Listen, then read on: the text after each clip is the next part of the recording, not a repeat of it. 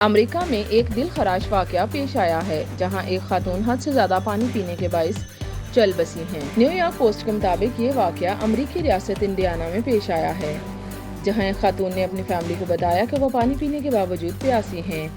اس دوران انہوں نے لگاتار پانی پینا شروع کر دیا، جس کے باعث خاتون کی موت واقع ہو گئی۔ حد سے زیادہ پانی پینے کے باعث مرنے والی خاتون کا نام ایشلے سمرز تھا، جن کی عمر 35 برس تھی۔ ایشلے سمرز اپنی 2 بیٹیوں اور شوہروں کے ساتھ جولائی کے چوتھے ہفتے لیک ٹریمین فیملی ٹرپ پر گئی، جہاں انہیں پانی کی شدید کمی ہو گئی۔ خاتون کے بھائی ڈیول ملر نے WRTV کو بتایا کہ کسی نے بتایا کہ میری بہن نے 20 منٹوں میں پانی کی 4 بوتلیں پی ہیں۔